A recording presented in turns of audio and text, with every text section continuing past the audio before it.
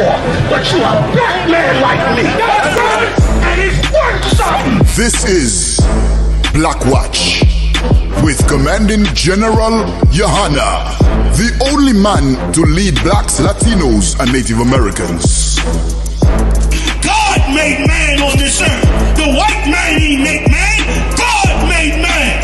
God wants man to obey him. Bringing you real news. You don't need a black man in the White House. You need a black man in every black house. For many years, there's a lot of black people who didn't realize how deep the racism of white America was. You ain't gonna do nothing unless you decide where you gonna stand at with the Most High. This station is now the ultimate power in the universe. Righteous solutions to issues plaguing our nation. Boy, you better wake up and see the power that is within blacks, Latinos, and Native Indians. Join us every Monday from 9 to 11 p.m. Blackwatch. Let the show begin.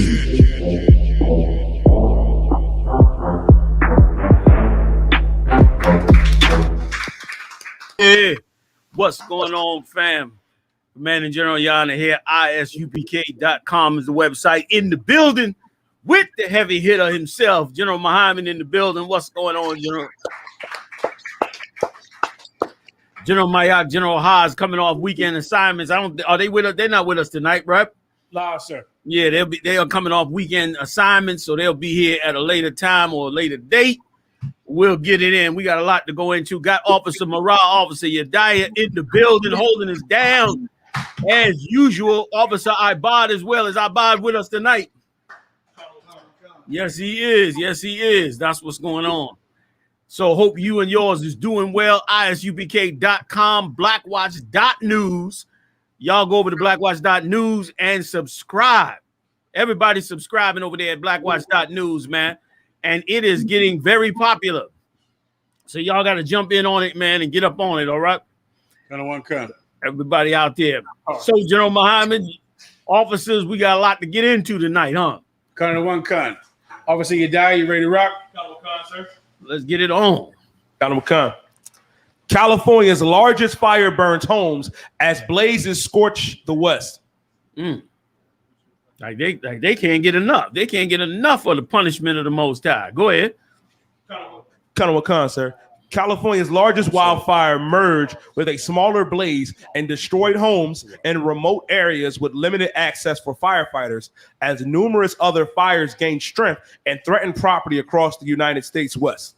The massive Dixie Fire, which started July 14th, had already leveled over a dozen houses and other structures, which combined with the Fly Fire that tore through the tiny Northern California community of Indian Falls after dark Saturday. And can I say this out? And they all right now, all over the television set in Idaho. I mean, all over the internet in Idaho. The Edomites in Idaho are furious with the Edomites in California. And they're furious with them because they said the Edomites in California are moving into Idaho because of all these fires and floods and bringing their liberal ways with them. And them conservative Idahoans are mad as hell at what they're bringing down. This is the Most High's prophecy. And Edomites, they hate everybody. I mean, they hate their fellow man in another state fleeing from the fire being burned. Like for black people, Latino people, for you to think this man loves you, you got to be out of your goddamn mind. Because these is Edomites from California. You understand? And they are, they fleeing fires. Houses burning up, cars. They packing up everything they can and fleeing out of California into Idaho, trying to make and they Edomites. And the Edomites in Idaho is mad as hell, telling them go to hell back to California with your liberal ways. That's why California is a damn S-hole, and you trying to make Idaho an S-hole. And they mad as hell, which show you the spirit of these people, man. They hate their neighbors while the Lord's burning up that whole damn West Coast. It seems like it's a fire every summer on that West Coast, man. That northern West Coast, you might as well say America is really, it's about to get short about 20% of the states with that fire. Right or wrong, gentlemen? Kind of one kind. And if I could, sir, and that's why it's super important that we don't learn kindness and compassion from our oppressor. Like there's certain lessons. Now, if you want to look at our oppressor and learn how to dominate societies and learn how to have no compassion, if you want to learn to take selfishness and turn it into a science, selfishness and turn it into some type of rare art form, and you can learn that from our oppressor. But you can't learn how to love your fellow man from our oppressor. You can't. And so many of us think that we'll learn compassion from our slave master, and it can't be done. Salaki, sir. Damn right. That's so true. Like, that's the wrong lesson to learn. And we are in a perpetual walk of trying to convince him to be that way towards us. Like, we're constantly trying to get him to go against his evil nature. His evil nature is just what you see going on in Idaho. Let me tell you something, man. They're going to be pulling people over in Idaho like crazy, pulling you out your car. Them Edomites in Idaho getting treated like Jake in the hood. Yeah, because they went from California over to Idaho. And listen, paying taxes, moved in there, buying homes, paying taxes. And them Edomites in Idaho is saying, get the hell up out of here. That's the spirit of an Edomite. And meanwhile, you up in there in church begging them to love you and for you to love them. And let me tell you something. If I could, if I could just add this. Please. Just like that scripture says, what's saying, Daniel? Through love, he shall destroy many. Through peace, sir. Through peace. Somebody get that for me if you don't mind. Salakia. You die. Get that for me, you die right quick. Through peace, he shall destroy many. Let me tell you something. Like that, the more we speak that out from him, the more destruction comes down on us, both from the hand of the Most High. Get me right. Both from the hand of the Most High, and then two, from the very nature of this man. I mean, you turn on CNN and see these people fleeing with their kids in the car, full of smoke and clothes piled up in the back and all that. You understand? Not that we care. I could give a damn about it. It means absolutely nothing to me. But I still get shocked at how cruel these Edomites are with their own people. It still amazes me that they are so incredibly cruel to one another. And it just reinforces, like you brought out, it just reinforces the idea that, like the Lord said, why trimmeth thy ways to seek love? Why would you seek love by trying to trim yourself to this man? This man has no compassion, man. He has no compassion. And now that his empire is falling, he's definitely looking at who's giving him compassion, and he's ready to slaughter who doesn't. Just like the scripture said, the devil knoweth that he had but a short time. He knows his time is short. He want to bring down hell. Read that for me if you don't mind, you die, please. God of Wakanda, sir. It's the book of Daniel, chapter 8 and verse 25. And through his policy also shall he cause craft to prosper in his hand. And his witchcraft prospers in his hand. It done made us complete lovers of this empire. Even though every nation is eating us up alive under his authority, we still under that witchcraft deep and heavy. We have not turned to him, to the Lord as our priority. That's hell. Do you see that fire? That fire, brother, coming up on the side of that highway. Man, Morale, you got some footage right there. Like that fire is lapping up on the side of the highway. It's got the traffic backed up. Look at the traffic. The traffic don't want to go forward because they're amazed at the fire. They certainly don't want to drive in that right lane. You see, they're avoiding that right lane. The flame is talking to them in the car. It's like that's Freddy Krueger in the flesh. Look at that there. That is Freddy Krueger in the flesh. And they trying to put it out because they know the minute if it cuts off that highway, if it cuts that highway off, that's it. They can't get in or out. Everything on that mountain got to burn how it wants to. And Lord forbid that highway collapse. Look at them all trying to get over into one lane. You know that flame got to be hot. That flame is about 20 cars long. They got to get into the left lane and run for dear life. And that's the Most High. You can never, ever, ever beat the Most High. And listen, if I could be wrong on this, y'all get me right. White America should accept their punishment. Damn, you see that? White America should accept that they have violated the Most High.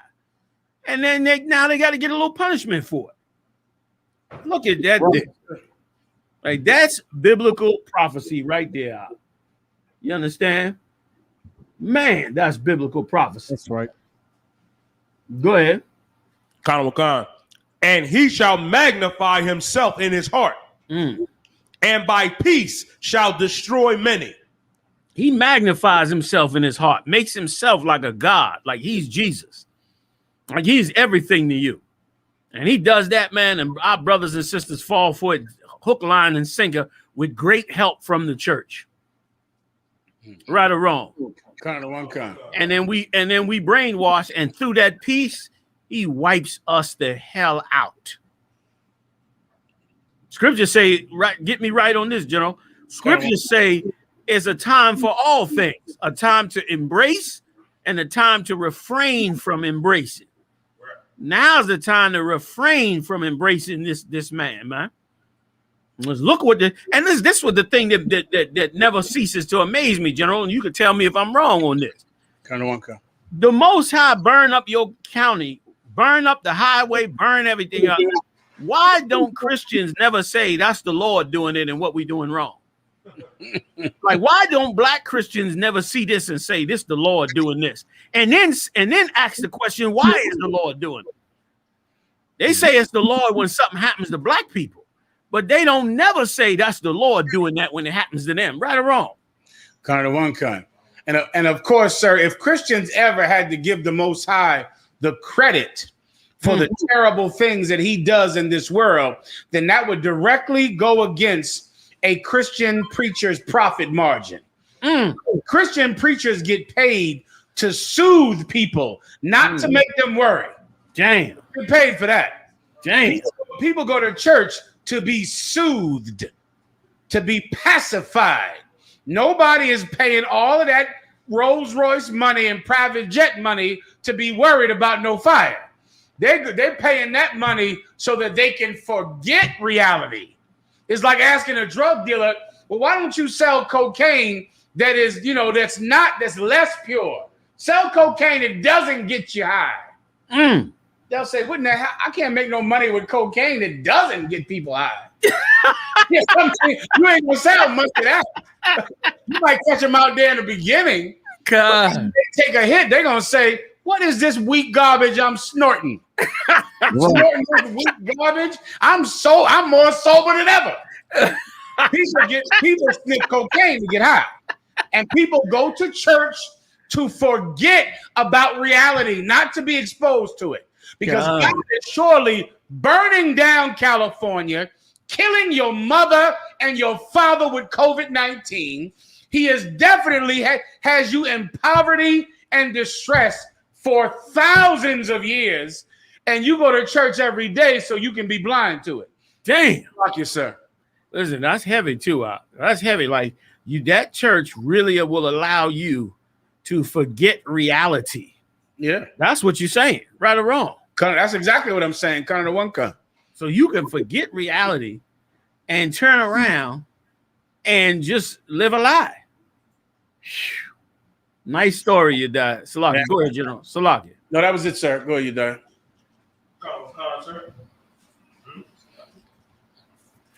Europe's deadly floods leave scientists stunned. God.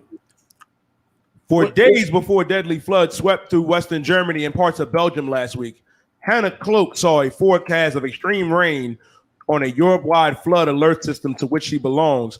Researchers were stunnedly congratulating ourselves that we were forecasting something so early. The assumption was that it would be really helpful, says the hydrologist and the floodcaster at the University of Reading. Instead, it was stunned to see scenes of devastation and death despite the ample warnings. Like once again, like they had ample warning. They put all the technology to work, did all the things they thought they needed to do, and the Most High came through there and drowned. And what country is this at? Germany, sir. This is Germany. Germany, Turkey, all throughout Europe, sir. Like these are rich countries, G8 countries. And this is coming through their country. Listen, brother, that dad come down your block, it don't be no question if God did it or not. like you see that water jumping, coming down your block, jumping like it's coming to get you. That's worse than any Freddy Krueger movie you ever saw. Sir, you just said something just now that is a perfect rule of thumb that I think might help everybody. You just said when that thing come down your block, you know it's God that's coming. Anything that you have to pray to God to end, yeah. Like that's a rule of thumb. When I heard you say it, I go, that's a perfect rule of thumb. Anything that you are praying for God to rescue you from, He's the one that put you in it. Yes. Like that's a perfect, simple way to just know where things come from. When I was sitting in court praying, that's because God put me in there. Yeah, like I was in the Lord, please, hard sweating prayers, sir. God. I didn't know that God put me in the court. Like if you're praying for that water to not raise while it's up to your chin, then God is the one that put that water up to your chin. You know what I'm saying? Like that's a good way to think, sir. Like I ain't no genius, but I mean, if that is coming down my block, it's like common sense. Like that is, you see it jumping. Wait, go back, Rock. Look, you see that jumping? It's him. That's him that's doing that. I don't need, I don't need a priest or a scholar or anything to know that coming down my block is the Lord coming for my ass. That's how. Because for sure, okay, everybody in Germany is praying to God that's in that. Yeah. Who's over there? Yeah. They're praying to the Lord. Yes. All of them, right? That cat in that car is religious at that moment. Yes. All of them. Like at that moment, it ain't, no, it ain't no discussion about God. They don't need no scientific proof. No. When that water is rising and you in that car, you are absolutely religious right there. You know what I mean? You don't need Confucius's theories on life. No. Or none of that. Newton's theory on the stars. Evolution theory. Yeah, you know what I'm saying? Darwin's theory of evolution. You don't need none of that at that point. You understand clearly what that is. And let me tell you something, too. That is coming to Christians all over the world, and especially us in the United States, because we're the ones turning our back on the Most High. Like he come through there, brother, and wipe that town out. Look at that there. Damn, look at it. That caught the highway. Look at that. It's tearing into the highway, which means you can't cross that town no more on that highway. Yikes. And if you was in that pinch area, you underwater right now. You are a dolphin right now. That's what done happened. You know what I mean? And this is the punishment of the Most High. And listen, we read in the scriptures where he said he flooded the entire world. We're reading that right now, where he said he flooded the whole entire world. Can I get one right? Get me the flood if you could. Get me the flood, Genesis 7. Read just the 11 and 12 verse in Genesis 7 for me. Just all I need is 11 and 12, if you don't mind. Councilman, sir. It's the book of Genesis, chapter 7 and verse 11. In the 600th year of Noah's life, in the second month, the 17th day of the month, the same day were all the fountains of the great deep broken up. All the fountains of the great deep were broken up. Go ahead. Councilman, sir. And the windows of heaven were open. And the window, see that? That's the window is open. That's terrible. And your ass is done. He come to get you. The window is open. Go ahead. Finish 12. Councilman, sir. Verse 12. And the rain was upon the earth 40 days and 40 nights. Now that was 40 days and 40 nights. This is nothing compared to what he can do. That was 40 days and 40 nights. And let me tell you something else too. If you calculate the height of the water on the earth at that time, the water during the time of Noah, based on the calculations of the cubits in the scriptures, that water went up 30 feet high. That's right. That's how high that water was on the earth. 30 feet high. And in ancient times, they rarely built a building more than 10 stories high. That was 30 feet high, which means it drowned and killed everything on the damn earth. That's taller than the trees and everything. Damn right. So 30 feet high will wipe everything out. So this is small compared to what he can do, but this alone is enough to let you know the Most High is in this. And once again, this is so the biblical prophecy. This earth is going to start all over again, right or wrong, General?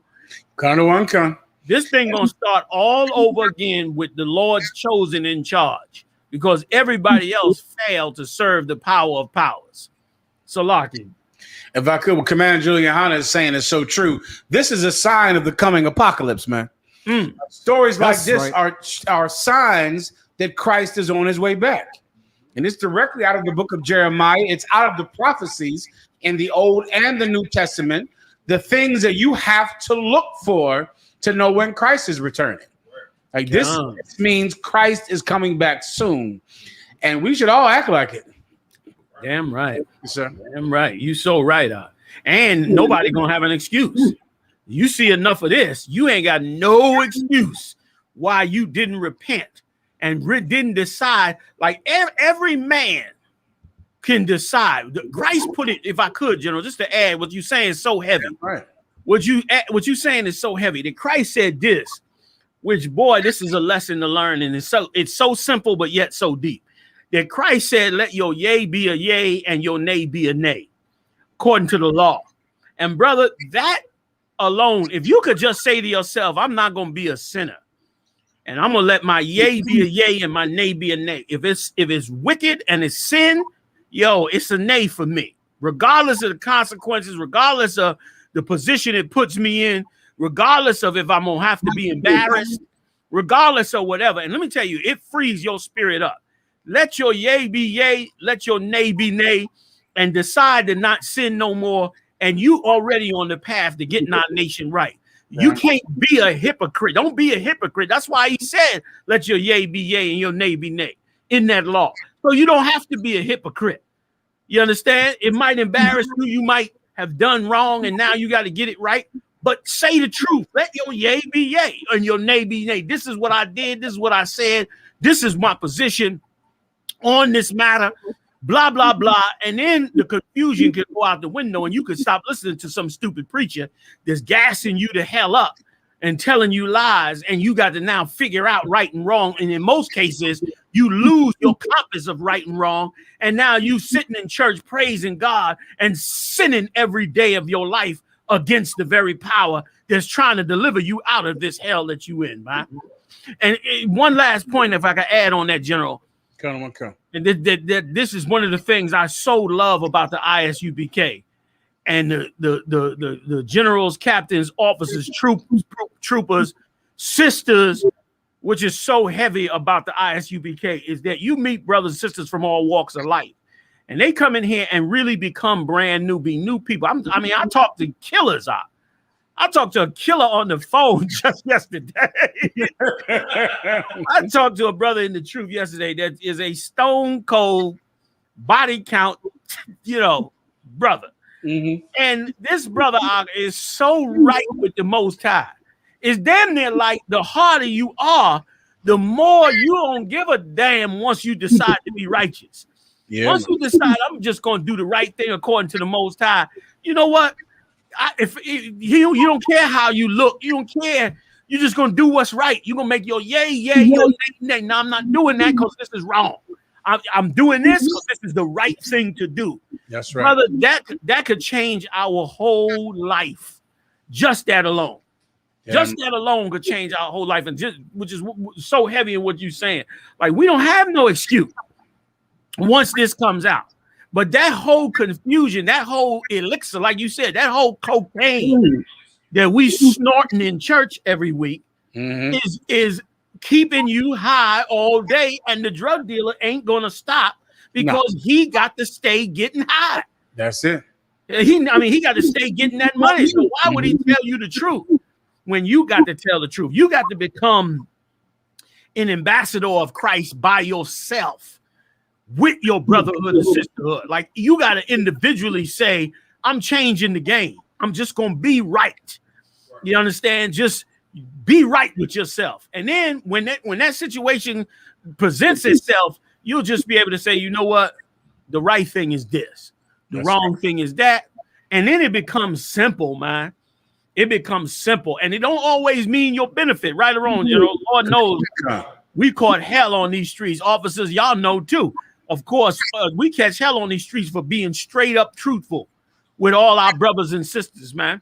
You understand? So truthful that an Edomite will see how true we are and get on their knees and kiss our boots. And it will anger other black people to see that Edomite bow down. But here's a lesson for those of you blacks and Latinos and Native Indians that see white people kissing our boots and get angry. Here's the lesson you should see. The lesson you should see is that they're kissing those boots because this truth coming out of our mouth is so straightforward they cannot deny it themselves.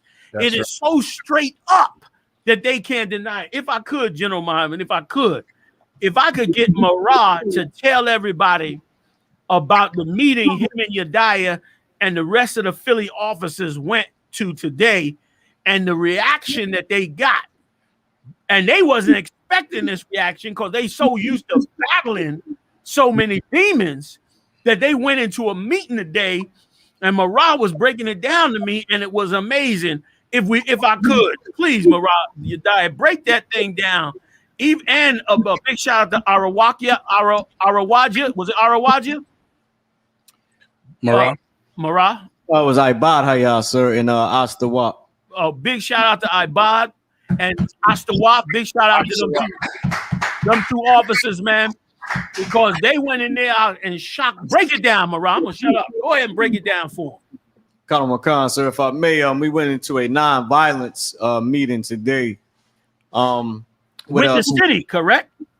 Kind of there was some city committee members in the meeting. There was a brother there who worked for Amtrak. He was also tied in with PICO and how their job hiring programs. They got programs. PICO is an electric company. The electric company, and Amtrak is the train company.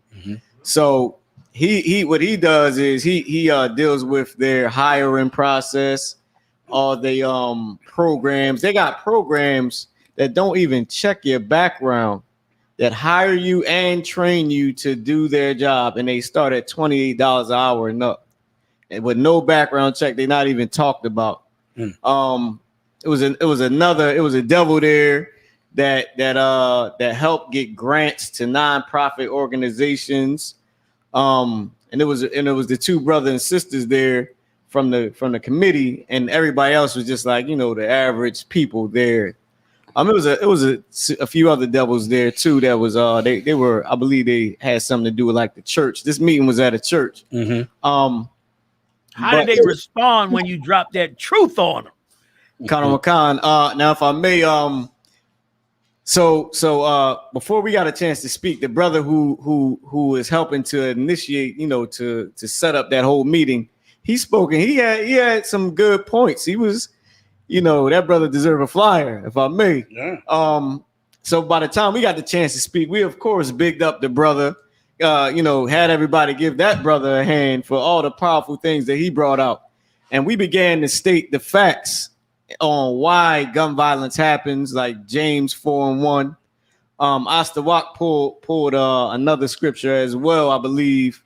But when we spoke, of course, it was like the room came to life. So because they before everybody was just like how we see on TV, just like, well, they need to do this and they need to do that, and that's why this don't happen. But when we began to speak, they began to smile and laugh and clap, and they gave Officer I.S.U.P.K a standing ovation. Go ahead. Go ahead, wow.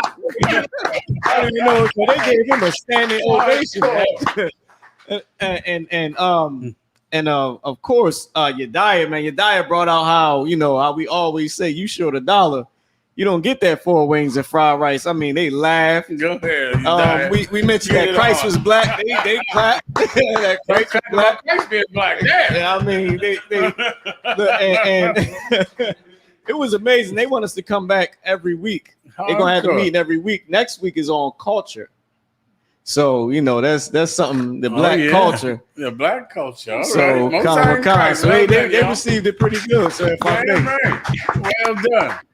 Like, you know, we always talked about how the city better recognize how much we are needed in this city. Forget about it. Like they trying to ignore us, mad because we make an Edomite kiss a boot. But these cities need us, you know, desperately. Hell, they can't put nobody to run them trains. They having a job problem all over this damn country. They having a job. Matter of fact, pull up this story on deck, Yediah, of the fuel shortage out in California. Let's do that story next. Officer Marah had a point on that. Oh, Salakia, go ahead, Marah. I didn't mean to cut you off. If I may, sir, thou art a prophet. The brother who's tied in with Amtrak and Pico, he said, man, he was talking to the guy who helped set up the meeting. The guy who helped set up the meeting was like, man, I've been dealing with everybody trying to put all these community meetings together, and they got a shortage on jobs. They don't know where to start to hire people.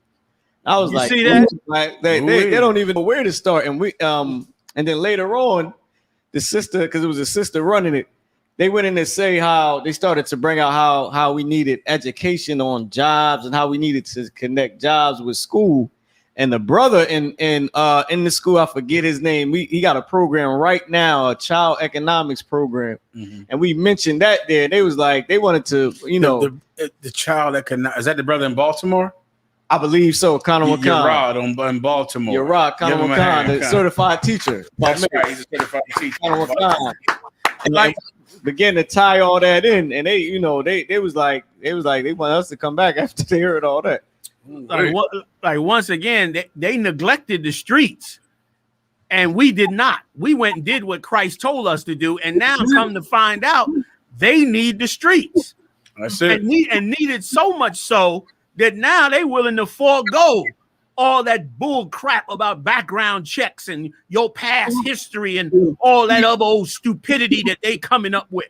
They got to forego it now. Once again, man, the Most High is guiding the I.S.U.P.K. That's right. You gotta understand what you're dealing with. That was amazing work y'all did. Marah, Yediah, Ibad, Arwa, all the brothers that went down with y'all, man.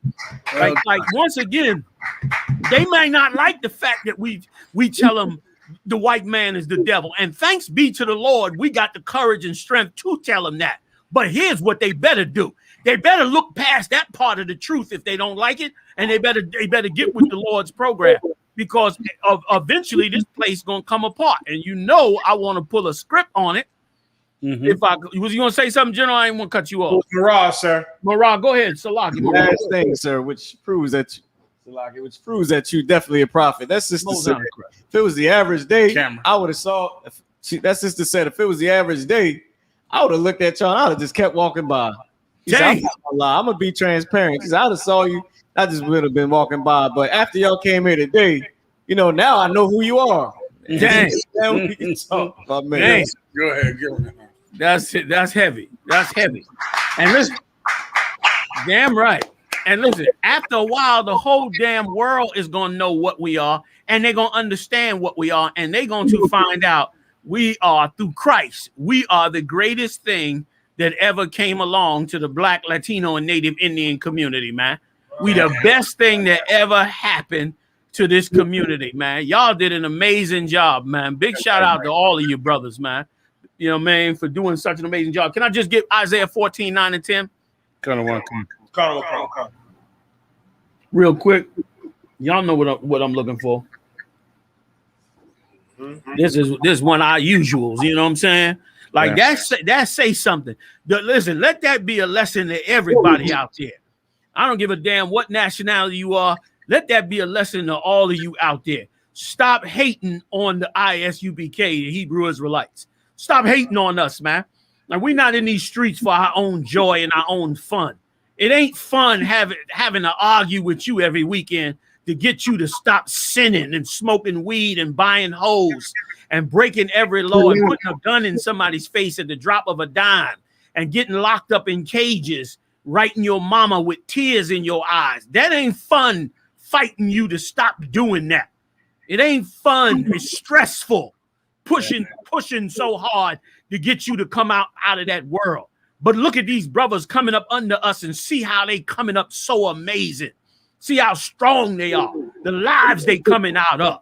You understand? And black people better in them jobs and in them positions, you better do just what these brothers is doing.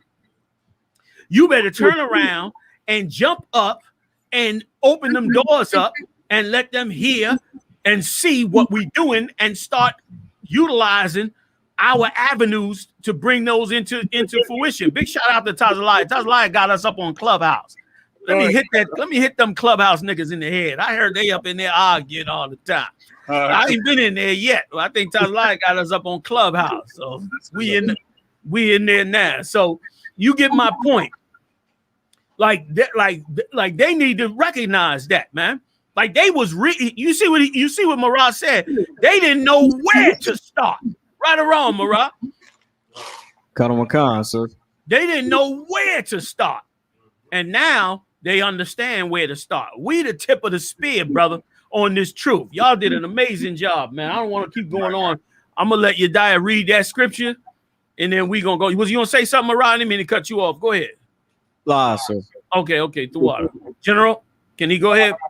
Go ahead, Yediah. Read that one for me. Khan, sir. The book of Isaiah, chapter 14 and verse 9. Hell from beneath is moved for thee to meet thee at thy coming. Hell is meeting this man at his coming. He's burning. The kingdom is burning. They being flooded out. They getting plagues as they go, just like the Bible said, though thou set thy nest among the stars. Jeff Bezos set a big, giant, white plastic rod up into space. that rocket ship was shaped exactly like a damn male phallic symbol. That's right. He was damn near saying he is going to screw the Most High. He gonna pay for that. He gonna pay for sending a rod into outer space. The disrespect to the Most High. But read that part again. Khan. Hell from beneath is moved for thee to meet thee at thy coming. So hell is coming to meet them at their coming. Hell is coming. It's meeting them. It's on its way meeting them at their coming. Go ahead. Khan. And stir up the dead for thee. It stirs up the dead for thee. Meaning the people that's dead are rising up and coming about. In these stories the day you die, if you get a second, let's pull up that story how Jamaica is now getting ready to sue England for $10 billion for all the damage England has done to them from slavery on up. They're getting ready to sue them, and all the nations are about to recognize that, General. They all about to recognize what we've been saying for the longest, that they've been in captivity. Now they realizing it and trying to get it right. I'll come back to it. Go ahead, you die. Khan, sir. Even all the chief ones of the earth. All the chief ones, all the little nations and the 12 tribes going to meet this man at his coming. Meaning as he falls, we're going to rise up and meet him at that fall and bring him all the way down to the ground. Damn right. Go ahead. Damn right. Go ahead. Khan, sir. It have raised up from their thrones all the kings of the nations. All the kings of the nations have raised up from their throne. You in what verse you in? Verse 10 now, sir. Go ahead. Finish up 10. Khan, sir. Verse 10. All they that speak and say unto thee, art thou also become weak as we? Right. Have you become weak like us? You need us now all of a sudden? You become weak like us? They're going to beg these 12 tribes in a moment. In a moment, they're going to beg these 12 tribes. Right now in California, again, I'm gonna have Yediah pull the story. They cannot get jet fuel for the fighter jets to the damn military base because I.S.U.P.K is not driving the trucks. They done ran I.S.U.P.K out the damn country and they got nobody to drive the damn fuel trucks. So the jets is got no fuel. The West Coast is wide open. And they got to get their act together. You gonna respect these 12 tribes. You gonna pay them what you supposed to. You should have been paying them $30 an hour. Right. You understand? You gonna respect them. They the Lord's chosen, man. And you gonna still go down into the grave. Salakia, General. Was that it on 10? Was you done on 10? A little bit more, sir. Finished up 10. Colonel Khan, sir. Art thou become like unto us? That's what they asking. Are you become like us? What happened? You falling like us? Go ahead. That was it, sir. The water. I appreciate it. You know what I'm saying? Go ahead. Colonel Khan. Airports in the U.S. West dealing with shortage of jet fuel. See that? Shortage of jet fuel. I don't know about the future of California. California got the biggest economy in the 52 electoral votes, and they got the biggest economy in the country. And they in hell over there. They're burning on fire. They can't get jet fuel. You can't buy a chicken wing nowhere there in California. Buy a chicken wing is like buying filet mignon. It's like buying what's that? Them fish eggs, Caviar. It's like you buying caviar to get a chicken wing in California. Go ahead. Colonel Khan. A shortage of jet fuel coupled with supply chain issues and an urgent demand from firefighting aircraft continues to cause problems at airports around the West. Go ahead. Colonel Khan. In Nevada, state and federal lawmakers said they are investigating a possible shortage of jet fuel that could delay cargo delivery and passenger travel at Reno Tahoe International Airport in the coming days. And the minute you start cutting off the cargo in air travel, you know that's a major problem. Yeah. That means the money stops, right or wrong. Kind of one come. I don't want to go too in it, but it ain't looking good for the empire. It ain't looking good. Like hell from beneath starting to look up like, damn. That's you right. Look like you on your way out here with us. Go ahead, you died. Colonel Khan. A spike in demand for jet fuel, both by commercial airlines and firefighting aircraft in Montana and the Pacific Northwest, led to departure problems and day-long flight delays recently at the Bosman Yellowstone International Airport. In California, recent flights in and out of Fresno International Airport were disrupted by jet fuel shortages, blamed on the lack of tanker truck driver deliveries. Damn. Nobody to drive the tankers. Go ahead. Colonel Khan, sir. Lawmakers said that the Reno Tahoe Airport, serving Nevada's second largest metro areas, faces a shortage of jet fuel that could force the cancellation of cargo and passenger flights and potentially restricting the flow of tourists and essential goods in the northern part of the state. I mean, that's hell. That California is going into hell, man. Yeah. Go ahead. Besides serving Reno, a popular gambling destination, the airport is the nearest passenger terminal to Lake Tahoe. Nevada's political leaders issued a statement late Saturday pledging to minimize disruption at the airport and ensure aerial flight against Western wildfires isn't hampered. Damn. That thing is going south. General, you got to let me get one more scripture on them. Please, sir, go ahead. Please give me Isaiah 19 and 14. 14 and 15. 14, 15, and 16. Hold on. Let me look at this again. 14. If you don't mind, real quick, give me 14, 15, and 16. It's so on what we're talking about. It's so on what we talk about. Like, this is the beginning of things to come. And that's why, let me tell you something, man. That's why, brothers, all you brothers and sisters that's out there, yo, notice for sure that you are right now in the opportune position to get yourself recorded in the book of life forever. Just like you read about your brothers and sisters from thousands of years ago, you are in the position right now to also get your name written in that book for the next forever, thousands and thousands of years. Like, you should make your mark in this work of the Most High. You should seek to be amazing in the work of the Most High. You should gobble up every class General Muhammad had. You should gobble up every opportunity to be in camp. You sisters should gobble up every opportunity to do a righteous act. Big shout out to the sisters out there in Tennessee. I mean, moving like juggernauts. That's it. With feeding them brothers and sisters out there, and in all the other camps too. Like, make no mistake, the Lord said, rehearse these righteous acts. And this rehearsal, man, is going to turn into reality. Like, it's a small scale now. In a minute, you will be calling the headquarters and saying, General Yahanna, man, what are we going to do? There are thousands and thousands of people on our doorstep. And I'll be calling and I'll be answering you saying, hang on, brother, hang on, sister. There's 2 trucks on your way. They got 4 pallets of food waiting for you. Hang in there.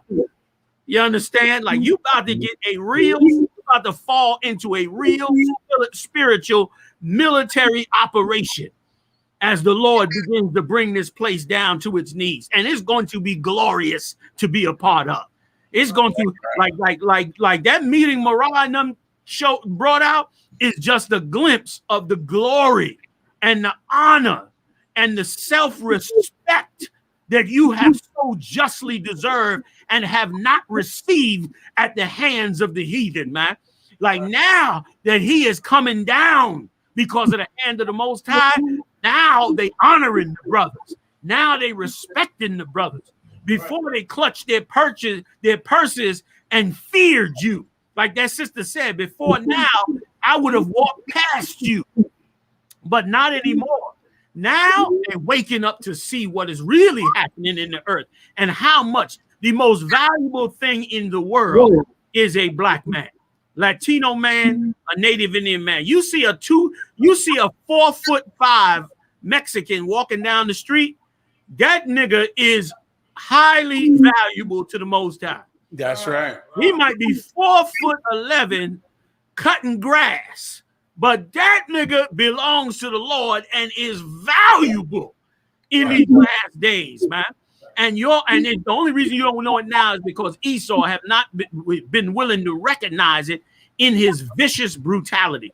But it is coming. It is on its way. Salakia, read this. I don't want to hog up all the time. Go ahead.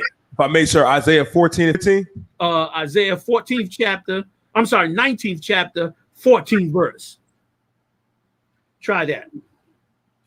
Did I get that right? Count Khan, sir. Read that. This is the book of Isaiah, chapter 19 and verse 14. The Lord have mingled a perverse spirit and the midst thereof, and they have caused Egypt to err in every work thereof. You see that? He causing them to error, man, in every work thereof. It's a perverse spirit in here. They fighting over vaccines. Half the country dropping dead because they scared of vaccines. A needle. They scared of a needle. So they dropping dead all over the country. They got a perverse spirit in them. They got a spirit of hatred in us. Y'all, you jump in anytime. Get me right on it, General. Anytime you ready. Go ahead. Go ahead. You was gonna say something, General? I think obviously you died. Oh, go ahead, officer. If I may, sir, what you bringing out is so heavy, sir. How could I forget? What you just said, sir, was real heavy about everybody is afraid of vaccinations. Are you aware, sir, that brothers that play in the NFL, they are being forced to get mandatory vaccinations and they're threatening to not play and retire? Damn. Listen, like the Most High is a terrible power. He's a mean dude. Like, he gets the win regardless. If they take the vaccine, if they don't take the vaccine and retire, he wins. If they take the vaccine and play, he still wins because he's going to take out all the Edomites in the audience. Like, he wins regardless of what they do. You understand? He brings, and listen, and I'm going to tell you something. Them problems they having in them sports. Listen, I know from studying the scriptures, General, you know this better than me. No, From sir. studying them scriptures, we know the Most High is angry as hell with them damn sports. Like they done ran them brothers and sisters up and down that court, horribly. And listen, and I just want to real quick tell everybody, come back to this channel Wednesday night at 9 o'clock. I'm getting ready to do a whole special on the Olympics and the evil of the Olympics. It'll be this Wednesday at 9 o'clock. I'm going to break it all down for you because, brother, they are forcing the daughters of Zion into prostitution, damn near into soft pornography in the Olympics. And we're going to go up into it. The Lord is angry with sports, man, and the punishments are coming down. This is the days of rapping, man, that you learning about every day in General Muhammad's class. Like you watching him break them scriptures down, you better know when he's breaking them damn scriptures down, he's telling you what's about to happen, and it's the truth, and telling you what and how you're supposed to be in this time. Like you got to become a ninja expert in being a righteous man and righteous woman. You got to put a fortitude inside you with righteous decision making out that cannot be moved. And Lord knows if you get in General Muhammad's class, you're gonna get the tools you need if you're willing to listen and hear. You're going to get the tools to get off drugs. You're going to get the tools to put your family together. You're going to get the tools to stand up and be strong and make the right decisions. You're going to get the tools to follow the law, statutes, and commandments and follow your King, Yahweh. You're going to get everything that you need to come through this fire in these last days. And it is going to be amazing if you're willing to do it. And brother, I don't know about you. I don't have to be an intellectual to know what the hell I gotta do. I just gotta be a nigga that knows when the getting is good, I go and get the good. And if I see a brother teaching what General Muhammad is teaching, I know the getting is good, I'm going to get it. Because guess what? You will not find it anywhere else. You will not find it in the purple. You will not find it in the bubble eye. You will not find it anywhere else. So get it while the getting is good. General Muhammad might wake up tomorrow and say, General, I'm moving to, Siberia and sitting up on a mountain as a monk. We ain't gonna let him go, but I'm just saying, I'm trying to get you to value what the Lord is added to you in this truth. In that class, big shout out to General Muhammad. Yeah, they're doing what you're doing. Like that should not be neglected on. Read the rest of that for me, Dwyane, so I don't run on and we can go on back to the stories. Go ahead. Khan, sir. Was that the end of that? Did we finish that? It's a little bit more, sir. Go ahead. Just finish it down to 16. You're going to the end of 16. Khan, sir. As a drunken man staggereth in his vomit, neither shall there be any work for Egypt. Which see that? Go ahead. Neither shall there be any work for Egypt. So there ain't no work for Egypt. You looking for work for Egypt, Salaki. You looking for work for Egypt, brother. It ain't going to be no work for Egypt. It's going to fall apart, the empire. Why? Because the judgment is here. The judgment is here. There will be no more work for Egypt. Egypt will no longer be able to make the gazillions of dollars it has made off of you for the last 500 years.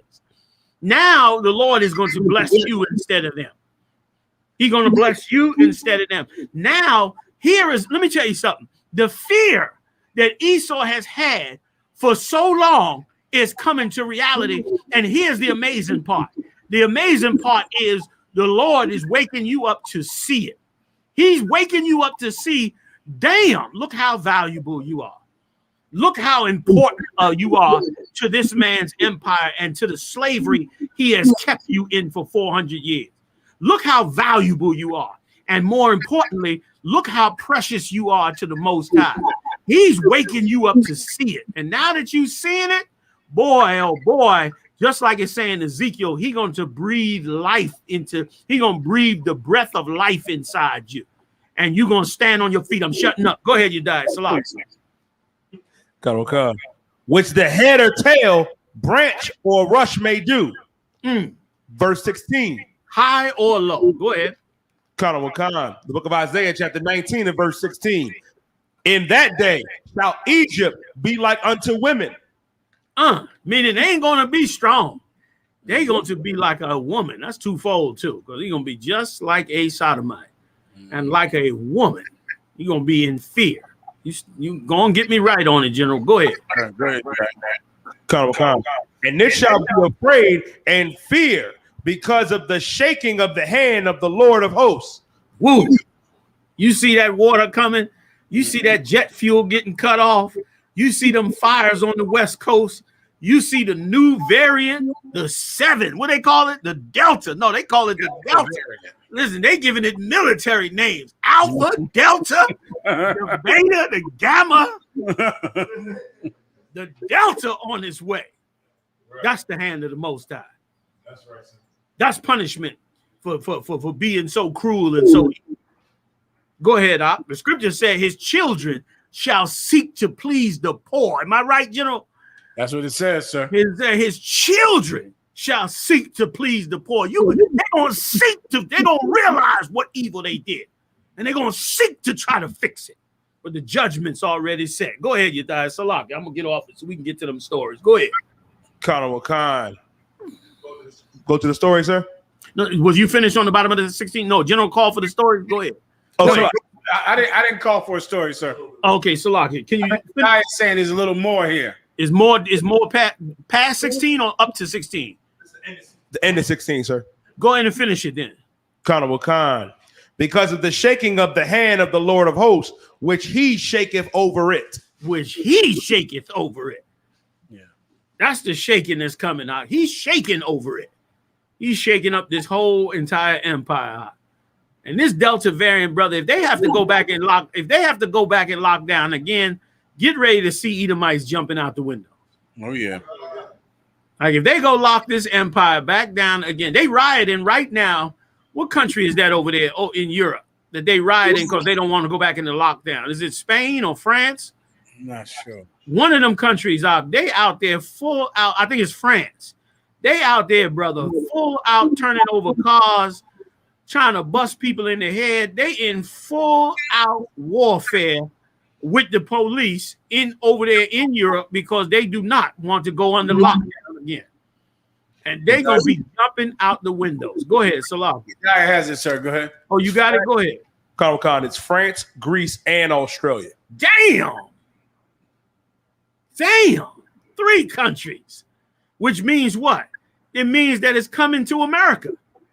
Get ready for lockdown number 2. Stock up. Get your oodles and noodles down. Because you getting ready to go back in the lockdown. Look at this here. Look at this here. Look at this here. Look at this here. Listen.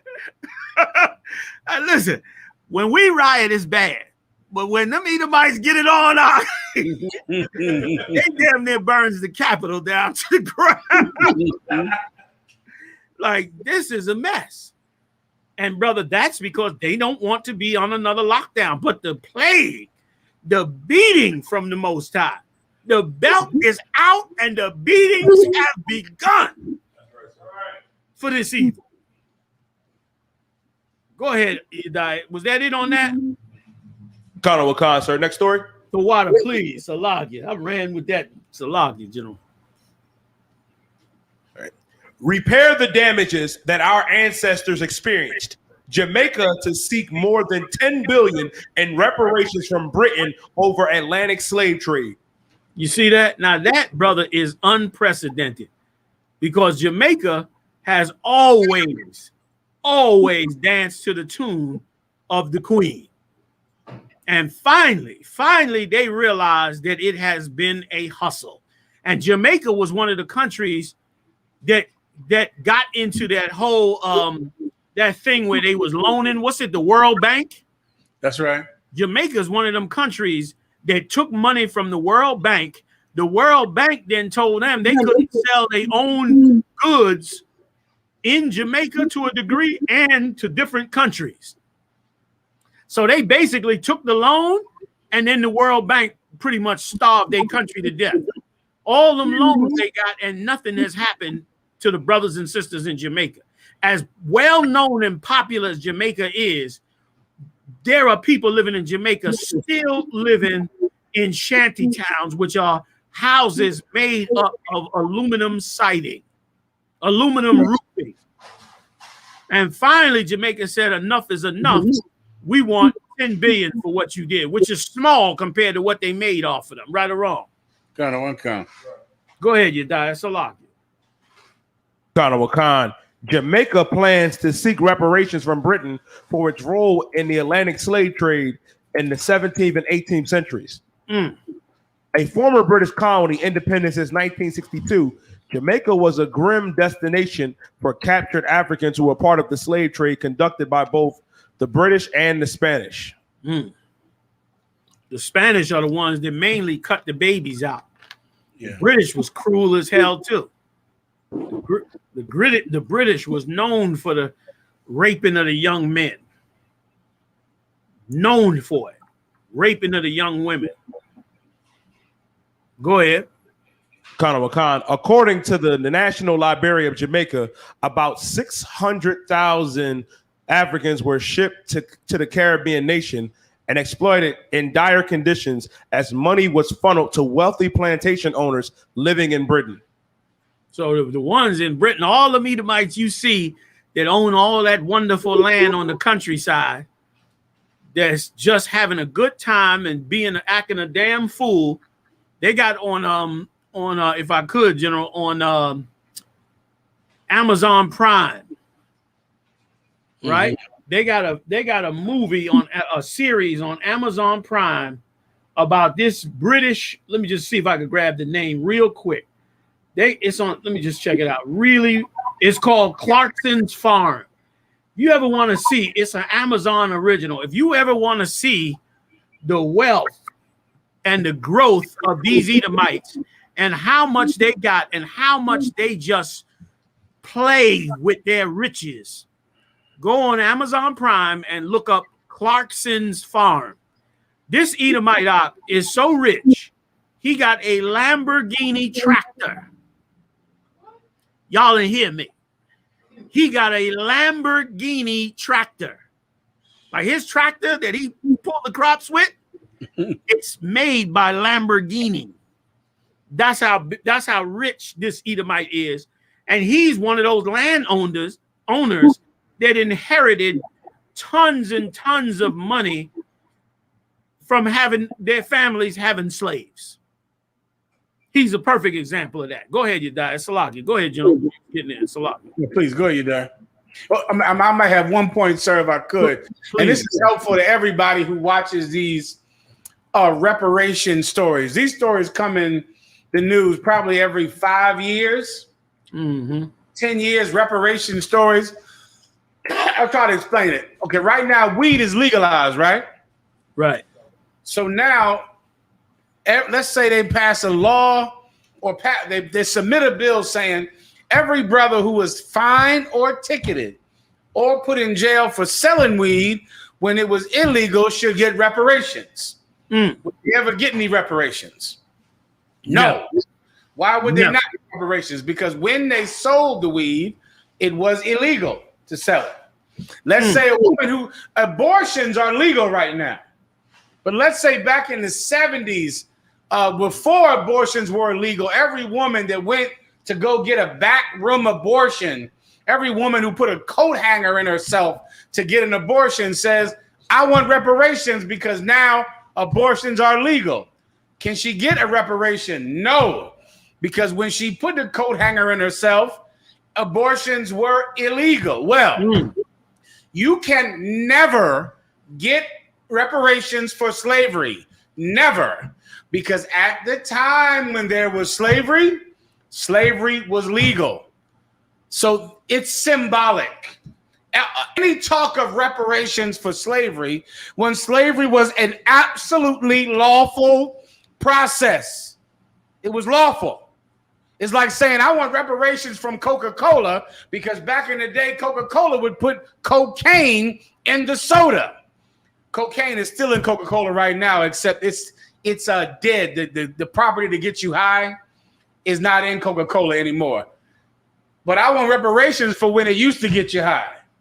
You can't, because it was legal to put Coke in Coca-Cola back in the damn 1920s. You can't get reparations for something that was legal. The Japanese got reparations because it was illegal to put the Japanese in those concentration camps and to take away habeas corpus, meaning they couldn't go see a trial. They couldn't go to a trial. Why was it illegal? Because of the 18th Amendment, because of the Emancipation Proclamation. Slavery was over, and you could not put someone in a concentration camp in 1942, but you absolutely could do it in 1619. You could do it then. So any talk of reparations, please don't get your mind all hopeful of you getting $1 million to go buy all of the Newport cigarettes and open up your own barber shop with all of this reparations money. It will never happen because slavery was legal when they were killing you and enslaving you. Salakia, sir. No, you so right. You so right, General. And listen, and it is once again why we in the ISUPK, we gonna get our reparations. Shalom. And you will not if you do not listen to what we're saying. If you do not listen to what we're saying, you won't get your reparations. And here's why we'll get ours. We'll get ours because Christ is giving us ours. Once again, you know, like Muhammad said, it's academic, really. Yes. Jamaica goes to England and says it's symbolic. It's the political statement of saying you was wrong for putting us in slavery. But they don't expect to get nothing. But if they listen to the ISUPK and they follow Yahawashi, that's when you'll get some reparations. You won't get it from Great Britain writing you a check, which is ridiculous to think a thief would ever give you anything he stole back. But you will get it because he'll be put in chains in that day. Sir, if I could, what we offer in here is real. Damn right. Real reparation. It's real revenge. It's not this garbage that you dream about and talk about every day. Right. That will never happen. You're never getting reparations. Right. And all the time you spend on it, talking about it, is just you not talking about getting off of drugs. You not talking about being a better person, keeping God's laws, because those things actually pay off. That's right. Actual change in yourself really pays off. What are you marching for reparations? Do you understand the things that you'd have to pay for that were legal at one time? Open your mind to the things that were legal, and now you know what? I drive to work every day or drive wherever you go. The speed limit was 55, and I got a ticket. But then they raised the speed limit, sir, to 65. I should get reparations because I got a ticket when the speed limit was 55. Now they changed the speed limit. They increased it to 65. So does everyone who got a ticket when it was 65, can you go get money from the court for reparations? Open your gut, get off of drugs. That's what you do. Stop smoking weed. Stop eating pork. Stop eating shrimp. Stop being a child molester and stop going to church. If you did that, that really pays. That'll pay off. That'll pay off. And now this is just a theory of mine, but I think it's wealthy and church Negroes pushing it anyway because they're the ones that put the politicians in office. So they know if the government ever decided to actually give any reparations, which they won't, they know that money is going to them. So of course they trying to make an argument for reparations because they looking to fill their coffers in some kind of way, which the slave master is not paying because he can't even get jet fuel right now. He can't put jet fuel in his planes. He surely ain't giving reparations to us. But Christ will make them pay for every day you served in slavery, for every loss, every family member, all of that. But there's a trade-off. For you to get Christ to give it to you, you got to turn around and do what he said. You got to clean up your whole entire world. You got to stop sinning against the Most High. You got to find your way back to the law, statutes, and commandments. and then you got a future. Now, it don't seem like it in this evil world, but in Christ's world, the future is bright. In this world, the future is grim. And especially if you following the gods of the other nation.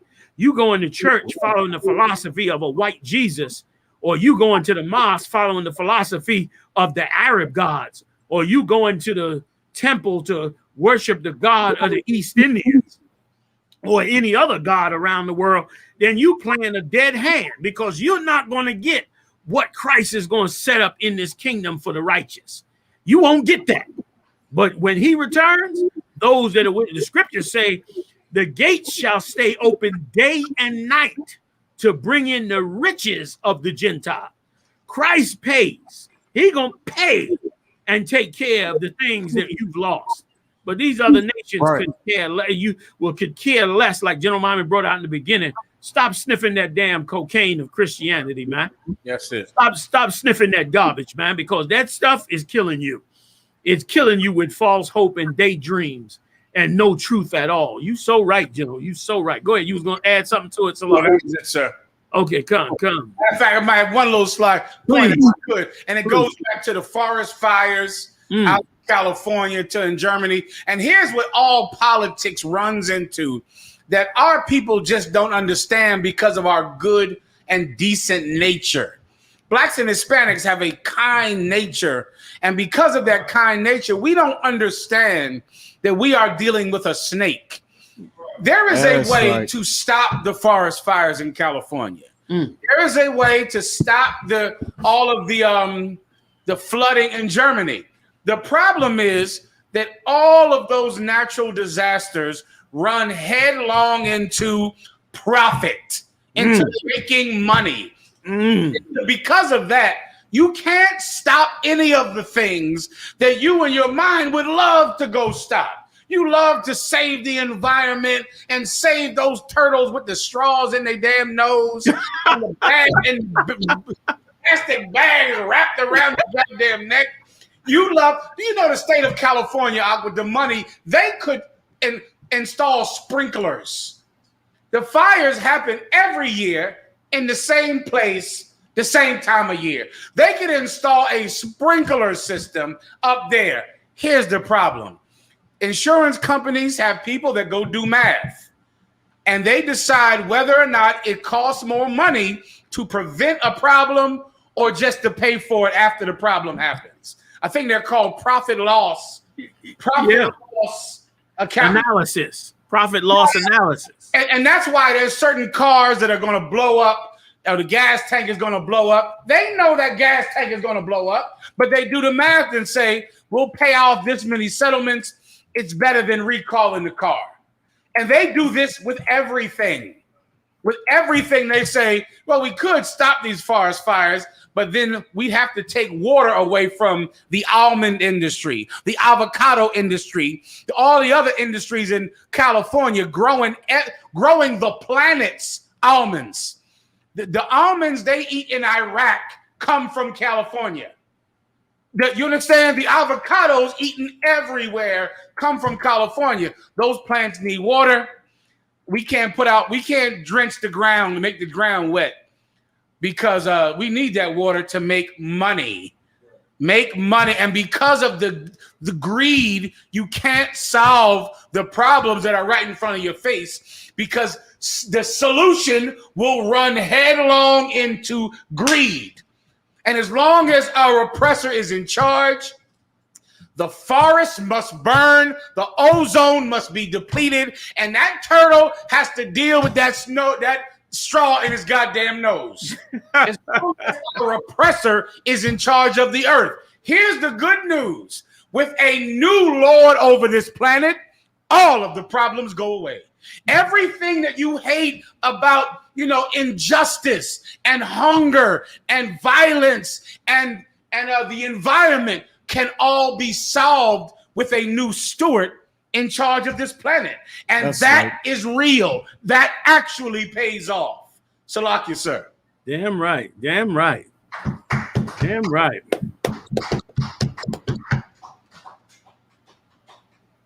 Where we going next, y'all? White Alabama city councilman refers to fellow council member as a house nigger. Hey, what number story is that? So that's the one that I sent you, sir. Sir, Okay. it also might be a good idea to get to that Gabrielle Union. Why don't we do that after this one? How about that? Can we do that after this one? Come to one cut. Let's do it. Colonel Khan, sir. It says an Alabama city councilman referred to fellow city council member as a house nigger at a meeting on Monday evening. Tarrant, Alabama city councilman Tommy Bryant. Colonel Khan, sir. We have video. It's playing right now, sir.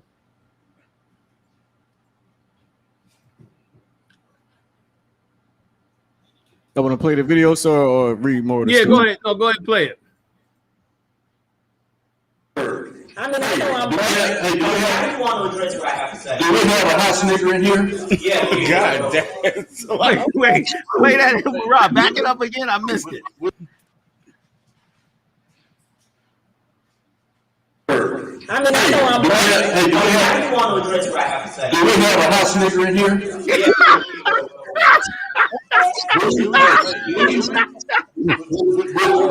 Please stand up. Cool. I want to address what I have to say. Do we have a house nigger in here? No, somebody said yes, we do. Yes, we do have one. Oh, But now, wait a minute. Does the story you say what the beef was about? Okay, if I may, sir. It says during the city council meeting, an audience member confronted Brian about his wife reportedly using the N-word on Facebook, prompting Brian's remark. Tarrant has been seen having racial tension ignite in a power struggle between the black mayor, Wayman Newton, and the white ex-police chief, Dennis Reno, as Brian's use of the racial slur. Newton said simply the video speaks for itself. It says the Alabama Democratic Party has called Bryant a racist unfit to serve and demanded he resign. so who are they calling a house Negro? I still don't get it. Go ahead. God. First of all, was it the Edomite that stood up that said it, or was it the Edomite addressing them?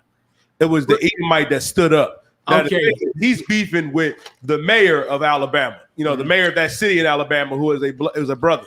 And I think he's the first black mayor too. Am I right? Connor Khan. Okay. Oh, And then what is he there? Is that him there sitting in the middle with his head down?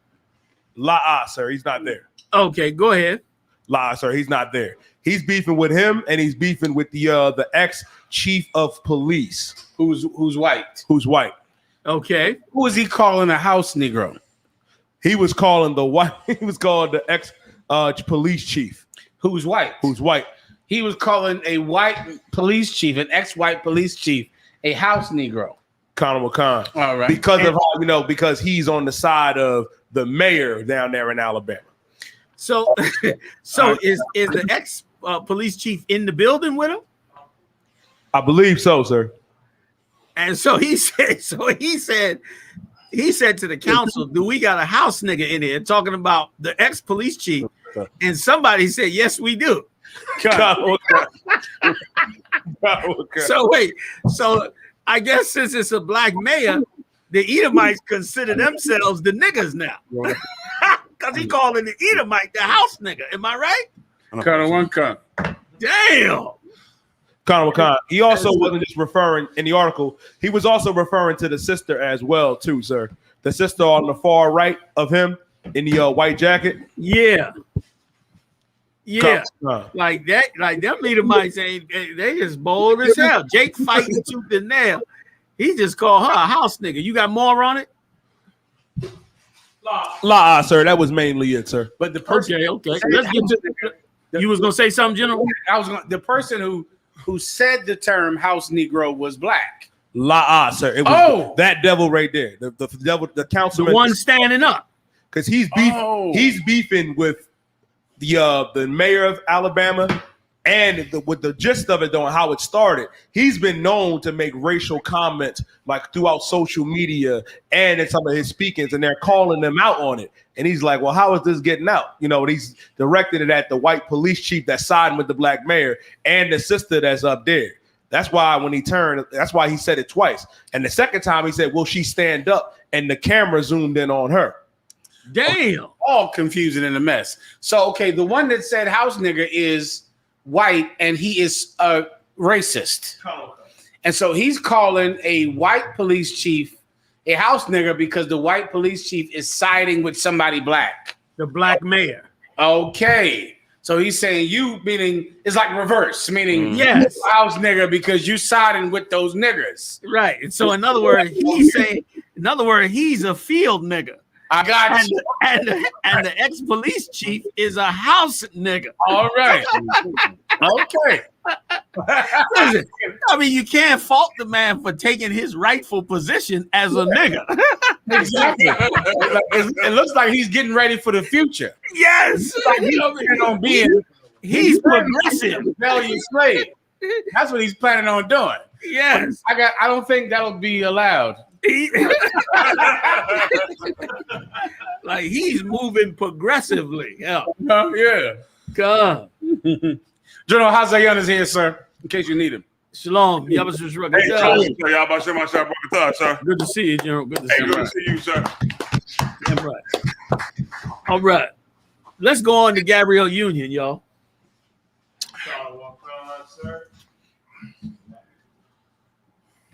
You bring that mic a little closer if you could. Wakan, sir. Go ahead. Haas, you might want to pull yours in too a little bit. Wakan. I will, sir. Is that better, General? Mm-hmm. Okay, Wakan. This is 48.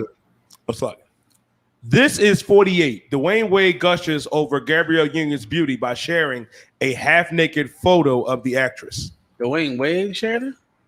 Yeah, he shared it on his Instagram. Her husband shared this. Rough. He got to be the nastiest sodomite on the Lord's green earth. Yeah, he's in bad shape. Brother will get the picture up. So just to give you some background, this is, of course, Dwyane Wade, who has that son that's, a terribly abused child, believes he's a girl. And Dwyane Wade supports it. And Dwyane Wade said that he used to dress up like a girl coincidentally when he was a child. There you go. And also, Dwyane Wade recently came out and said that he does not lead in his home.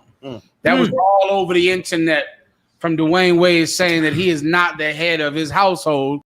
And now this is the picture that Dwyane Wade put of his wife on Instagram. You having trouble finding it? No sweat. Like you want to talk about an abomination. Yeah, this is a disgusting situation over here with Dwyane Wade's wife. We'll put the picture up. And of course, Gabrielle Union, and a lot. I pray to you sisters learn a lesson from Gabrielle Union, because you can look at her and think, well, she's married to a millionaire. Well, you're going to marry a homosexual too, but he's not going to be a millionaire. He's not going to play in the NBA.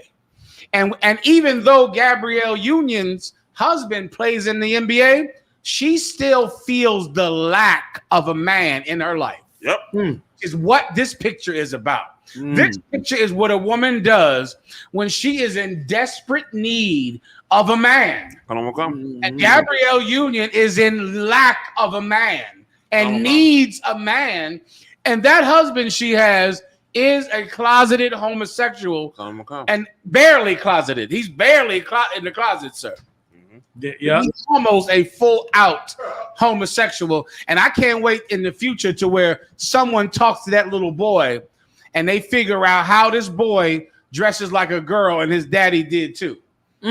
Love to figure out when someone finally has the courage to, instead of encouraging and supporting that boy and his lifestyle choice, until someone asked him, how did he come to that decision?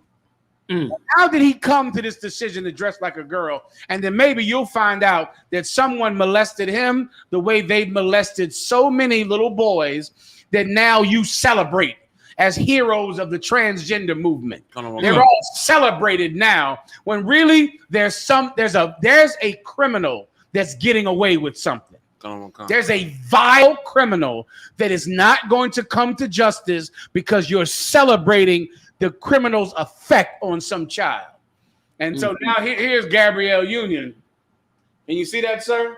I see it. Salakia, it's up there. Sir. It looks like brisket. She put 2 briskets on the internet. 2 full barbecue briskets on the internet. Why? For the same reason every lonely woman is doing it. Yep. Why in the hell are you doing it? Tell you women out there doing the same thing. Lonely as hell. Gabrielle Union is lonely because her husband has pink hair and spends a lot of time with his son/daughter. Spends an exuberant, extraordinary amount of time. More than normal. More than normal, more than natural. That's for goddamn sure. With his son/daughter celebrating him.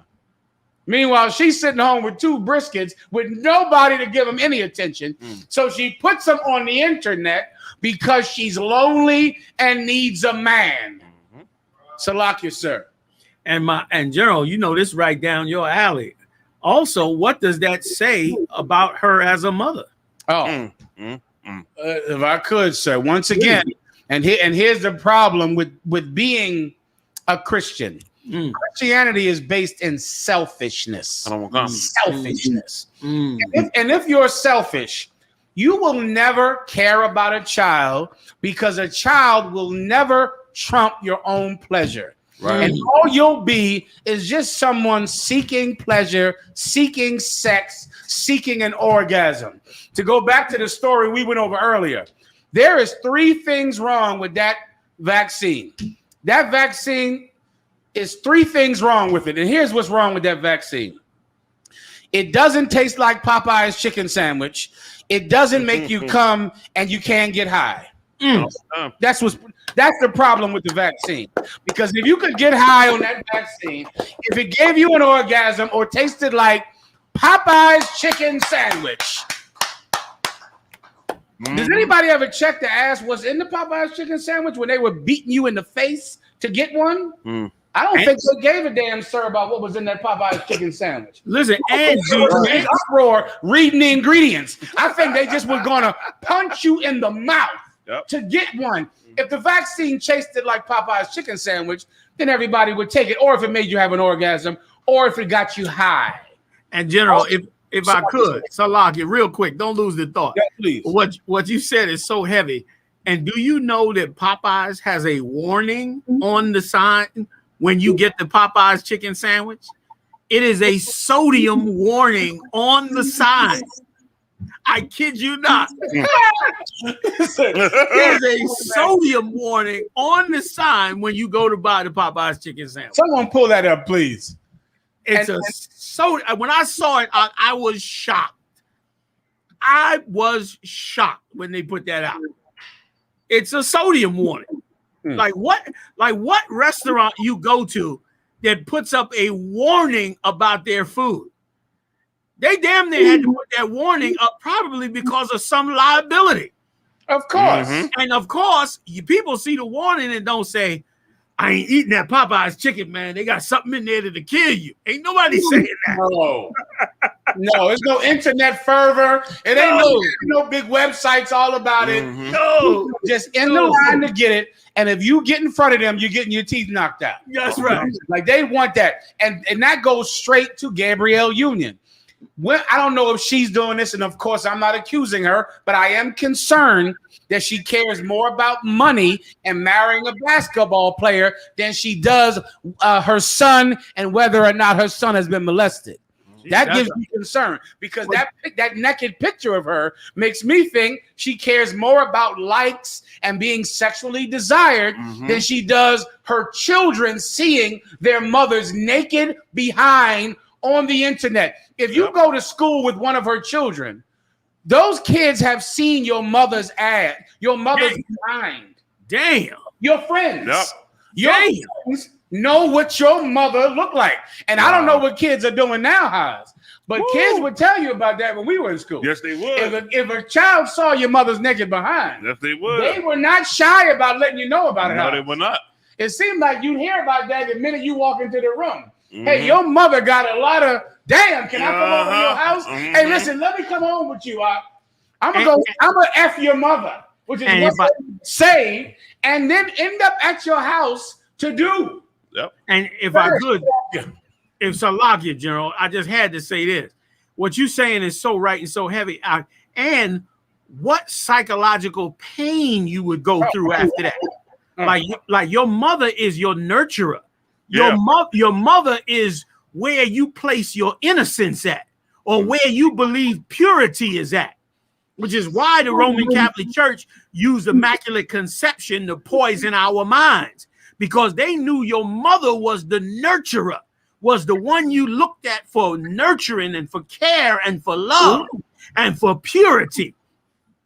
And for you to see your mother half naked with her ass out and your homies telling you about it, you could act tough like, oh, that ain't nothing, or that ain't nothing. But deep inside, it does something to you, that is so horrible that it'll make you kill a woman later on in life. Yep. Like they see these cats going to the penitentiary that killed their wife or beat her to death or stabbed her 20, 30 times and wonder what the hell happened to him to go off. You looking at it with this nasty woman.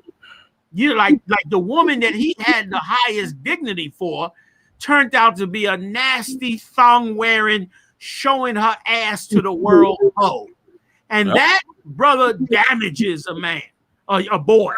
And when he becomes a man, he has so less of a value of a woman that he will, in some cases, stab her to death because of how vile he looks at his own mother.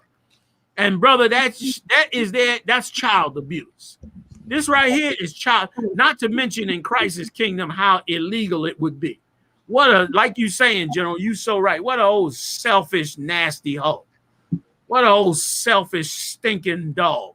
Well, you should have did that. If you wanted to do that, why you have children for? Stinky ass hoe.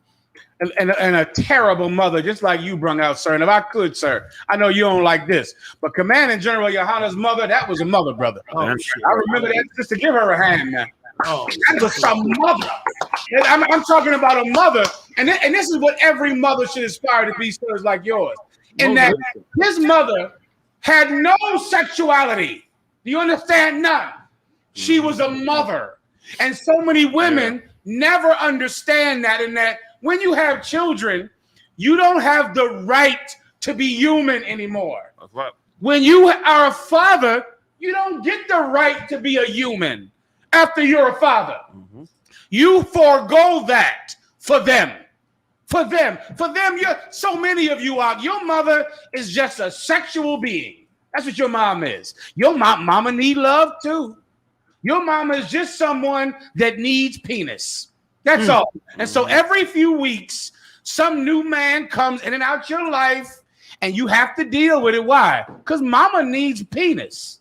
Mama needs, and then what do you see? Then next the girls start coming over. And there's some lesbian your mother's hanging with. Why? Because mama needs affection. Your mama is so sexual that she could care less about being a mother. When being a real mother means staying with one man for the rest of your life. That's right. That's a mother. That's Commanding General Yahanna's mother. And that should be what we all aspire to. You don't get the right to be human if you want kids. If you want to be human, then close your damn legs or put your penis behind your zipper, so then you can go ahead and be selfish. You can do whatever you want to do. You won't destroy the next generation of people because you had to have sex. You had to leave a man every time you caught him with another woman. But of course, after you leave him, you can't just be alone. So every man who you leave because you found a phone number on his phone, or you went into his phone and found a woman's contact information, you leave him quick. but then you never stay alone. So then you just bring a parade of men into your life. You have naked pictures on goddamn Facebook. Your child sees the pictures, and your child knows mama needs penis. And you destroy children. If you want to be human, don't have kids. That's what you do. And that goes for brothers too. You brothers, you want children, of course, and you want child, but you don't want to stop being an alcoholic. That you don't want to do. You don't want to stop smoking weed. That you'll never give up. But you want kids and you want a little boy to be just like you, but yet you don't want to become the kind of man that can raise that boy and not scar him. Stop having kids. Put your penis behind your zipper. Women, close your goddamn legs, or else be something more than just a physical body that has needs. Salakia, sir. Damn right. Give it up, y'all.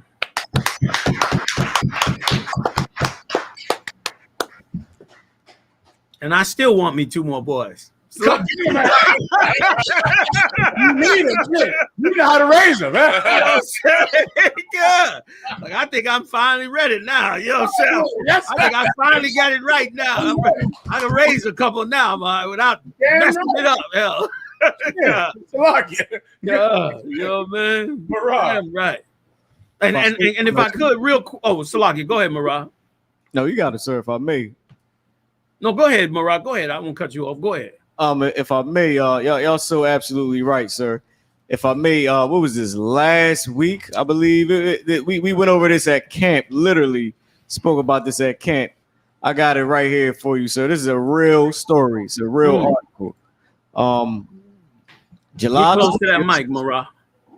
July 20th, 2021. This is on Reddit.com. It's like a forum site. Says 13-year-old gets bullied at school because of his mom's OnlyFans. Damn. It says, I've been depressed and suicidal because of my mom's OnlyFans. I'm 13. My mom is 33. Things at school were never great. He said, I'm sort of short and get picked on some, but it was manageable. He said that was until one of my classmates showed me a picture of my mom naked. I almost had a panic attack and had to be excused from the classroom. Listen, that's exactly what Muhammad just brought out. That's it. That's exactly what he just brought out. Go ahead, Salakia. Go ahead. Wow, Marah, you blowing it away. Go ahead. I ended up not showing up to school for a few days, faking sick. I was hoping that things would cool off, but they didn't. As soon as I got to school, almost everyone in my class was staring and laughing at me. Salaki. This has been going on for about a week. For about a week now, I was wondering how my classmates even got the pictures, and apparently my mom advertises her OnlyFans on her personal Twitter account. Wow. Some students from my school follow her, so they are able to see the nudes, and they have spread everywhere. I don't even have a Twitter, so I didn't know about any of this. Oh, brother. The worst part is when I confronted my mom about this, she told me that I was overreacting and that sex work is basically the same as working at a bank or a grocery store.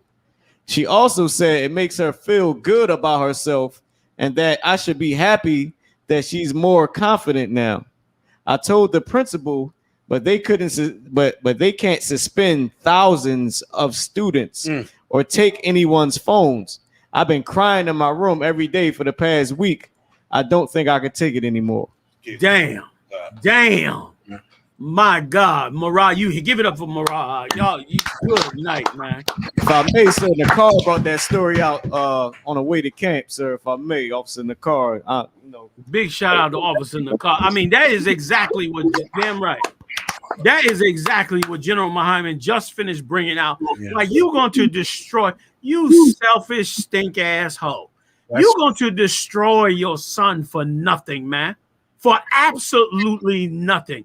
Like, that boy is crying in his room. His life is destroyed. And let me tell you, these young kids is 10 times more savvy than you with the internet.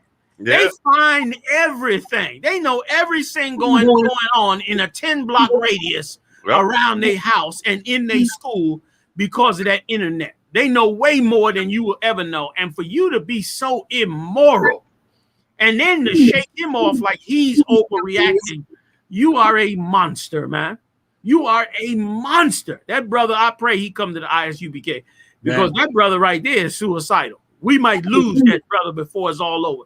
And don't nothing burn me up more than losing a brother for nothing. Like a Hebrew Israelite can add so much. One brother can change so much in our world.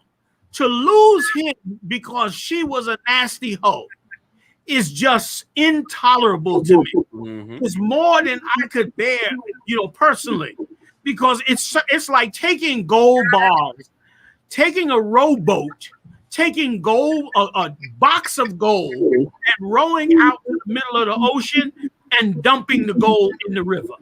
Or worse, it's like taking a bunch of gold bars and taking them, flying them over to some stinking country like India or some other country and just throwing them out in the street to help them and not help us. It is so heinous to do something like that. Boy, Marah, I got to give it up to you one more time. Like, that story was insane. And you hit General Muhammad's point dead on the mark. And big shout out to the brothers that brought it to you. I mean, that's amazing. Yeah, and it's so true. And boy, if it could be a lesson to every stink ass hoe that got to show her cheeks to the world and that disgusting Gabrielle Union. Like, once again, and she's supported, if I could, she's supported by celebrities, sports figures, entertainment companies, musicians. She's loved and supported and respected, and they be tweeting, "We got your back," blah, blah, blah, while her son dresses up like a woman and while she does this, which we reading how it destroys a man. Now we know why her son is a filthy pig. What a selfish pig. And I'll bet them behind them butt cheeks, I'll bet you they fake. I ain't even thinking about that. So. I bet you she bought them butt cheeks and showing it off because she paid for them damn butt cheeks, man. I ain't never seen her in a movie that have that many chops on her. I ain't never seen that. What I thought the same thing. That don't look like Gabrielle Union. That tail don't look like what you've been seeing in the movies you've seen her in. You understand? But all of a sudden, she's, plump and vivacious. I guess so, with the plastic surgeon working. And if I could, sir, Gabrielle Union is, of course, one celebrity. And, of course, everything a celebrity does seems so important. But what's more important is that what's happening with Gabrielle Union is a vast sickness that goes on throughout Blacks and Hispanics, with Black and Hispanic women craving the attention of men so terribly that they don't care about what it does to their children. That's right. Yeah. I mean, a woman needing attention and dressing in some scandalous, whorish way on the internet, while she has 4 kids, 3 baby daddies, all these children sitting at home, but her lust for attention and her lust for some man that could give her a kiss or put his arm around her or talk to her on the phone is so intense because she's an animal and she doesn't care about what it does to a child. And if I could, one last thing. Please. You know what those children will realize? You're not the product of love. Most children are excrement. I'm assuming all of you know what excrement is, right? The product of defecation. I'll explain. Everyone loves to eat, and a product of eating is the defecation. It's not like you want the defecation, you want the food. But after you eat, you defecate. That's what you are. That's why you were born, because your mother just loved to have sex. That's why she has so many different men, 4 or 5 baby daddies. She kicks him out. She's with a new man next week. While she's with a man, she's still out looking for new men. Because your mother just loves penis inside of her. That's all. And guess what happened? 9 months later, here you are. You're a piece of excrement. Well, you are only here because your mother just loves sex with a lot of people. That's why you're here. And if your mother wasn't such a hoe, you'd have never been born. Yep. And sooner or later, you begin to realize that, and then your self-worth is challenged. And you know you're a piece of excrement. Until Christ adds you to his body. Until you're born again, correct, sir. Until you are born again. Which if I could, that's why it's so necessary what Commanding General Yahanna does and teaches. Because you got to throw away that first birth. Yeah. Your mom got horny. Your mom horny. She's horny all the time. Especially after she's been getting high. She's horny. And that's how you came here. But the new man, God wants. The new woman, God values. You are a product of love. Once you're born again. Salakia, sir. Listen, you right. Give it up for General Muhammad. Sir, can I give a scripture back over you and General Muhammad? Jump in, jump in, General, please. Khan, you got a scripture for me out? Khan. And then give me Ephesians, the 4th chapter. Go ahead. Khan. The book of Proverbs, chapter 30 and verse 20. Such is the way of an adulterous woman. Like how General Muhammad said that this is so prevalent amongst blacks, Hispanic, Native Indian women. There's adultery going on. You understand? All this is going on out here. It's prevalent. It's been going on for a very long time, and they pushing it to the forefront more and more. They've been doing it. And if you say something about it, it's like you ostracized for saying it. Like you said, sir, they giving her likes. They, pushing her. They're egging her on the whole nine of being this here. But knowing that this woman is a whore. She's the only one. Jada Pickett was another one doing the same exact thing. She following right behind her. Go ahead. Khan. She eateth and wipeth her mouth. And she do what? She eateth. Go ahead. And wipeth her mouth. And saith, I have done no wickedness. But she said she ain't did nothing wrong. You know what I mean? She sit up here eating the food and living her life like she ain't did nothing wrong. It's her body. She can do what she want with her body. And guess what is horrible? They teach their daughters to do the same exact thing. Those daughters say their mommy's doing this here. They learn it from their mommies. Yeah. To do the same exact way, man. You know what I mean? And that's why they go doing the same exact thing. You understand, sir? But like you said, like how General Muhammad said as well, you come in here, you become somebody different. You come in here, you learn how to be a different brother, different sister, man. And to shake that off of you. Give me Ephesians 4 and 22 real fast, huh? This is how you get rid of that damn demon that's been in your family for all these years, man. You think that your way is right. You think that whatever you do to make you feel good, like how General Muhammad said, that lust demon is rough, boy. That desire lust is rough, but you got to fight that lust, man. You understand? And here's how you learn how to fight that lust and them demons.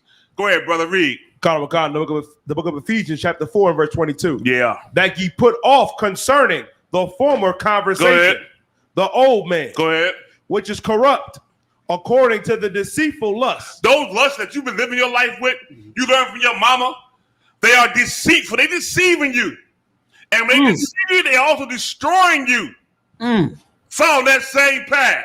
That same demon that was on your mama, that was on your auntie, your cousin, that was on you. You got to give it all that, man. Because it's deceiving you. That lust, that intense desire is a taught thing. You taught these things. They teach these young girls to dress that way. To go across their feelings. Ain't nothing wrong with go out there exploring your life. But they say, what they say, General? Your youth and when you're young. You got to go out there. Things and you got to experience things. When you tell your daughter to experience things, you tell your daughter to go out there and be a hoe. That's exactly what you're doing. That's what you're telling her, man. But the Lord is saying that way of life deceived you. You know what I mean? Deceive you. But in here, you come in here, you get taught the right thing. there you go. You get taught how to change and reprogram your mind from the evil things you was taught growing up. Keep on reading, brother. And be renewed in the spirit of your mind. You're going to be renewed because you're going to come in here and learn what's the right way to be. Yeah, I'm right. You will get told straight to your face not to be no hoe. To close your damn legs. To fight that lust that's inside your body. Go ahead. And that ye put on the new man. And now you'll become somebody new and clean. Now them demons that you had that was passed down to you from your mama, your grandmama, your auntie, your girlfriends, your cousins, your older cousins who took you to the clubs. Forget about if you was a young sister that was grown that was halfway cute. And by 12, you had your body was now growing to be a little bit, breast and behind going. Yeah. They sneaking you in the clubs. Mm-hmm. Now you're gonna learn how to reverse all of those things, man. Go ahead. Which after God is created in righteousness and in true holiness. That's what you're gonna learn here in the ISUPK, man. Yeah, learn how to become somebody different, somebody better, somebody cleaner, and to give them demons that was always in your family that you ain't got to suffer no more, man. You understand? You can become somebody brand new in here. That's just so sloppy.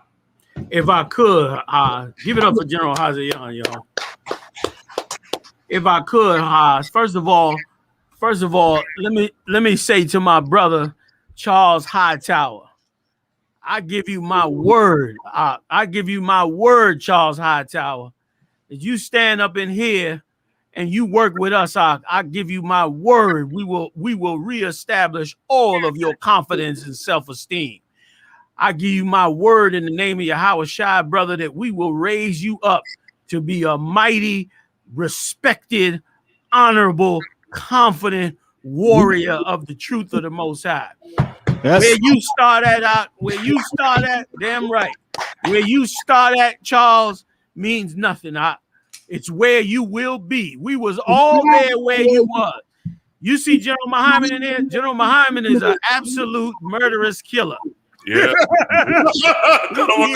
He is a frightening human being. But when I got with General Muhammad, he was 22 years old, fresh out of the hospital, and barely 150 pounds. And he was on his way to death.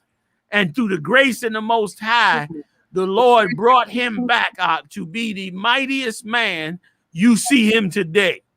And brother, I give you my word through the grace and mercy of the Most High that the ISUPK will bring you out of hell and pain and suffering and bring you back to a body and a brotherhood and an honor and an integrity that has been stolen from you on many, many, many levels, man.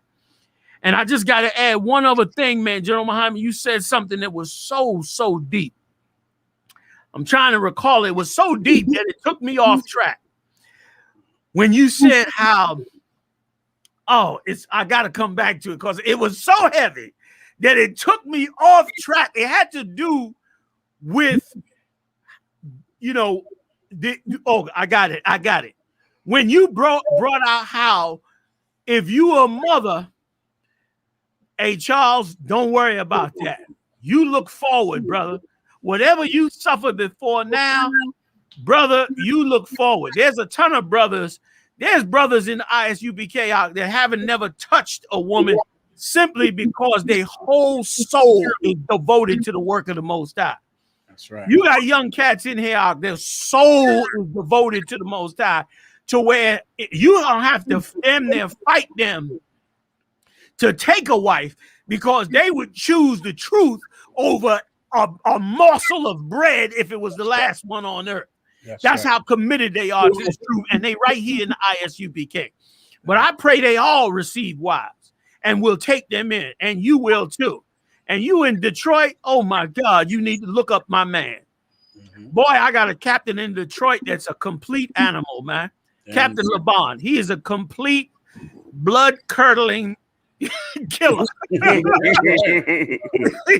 He is a blood-curdling killer, Captain LeBon in Detroit. And very few brothers can break a city and get in there and bring righteousness in the city. And that brother did it in Detroit. You look him up, and like the scriptures say, you wear out his doorsteps. And you will receive everything you need. Fuck where you came from, We all came from the pit of absolute hell. That's right. But everything that you need, you're going to get right. All those satanic thoughts, I know Satan done worked in your mind and made you think other things. But brother, go see Captain LeBon and join this ISUPK. I give you my word. You walk with us and do the things that you are told to do, and the Lord will restore you with honor like you've never seen before. I've come across brothers out that look like they was on the border of death, that they look like you should have just sent them back to the crack house. That's and right. them brothers stand strong and powerful and honorable and righteous and wise and in every way. Like, and this is not because of me, and I ain't tooting my own horn.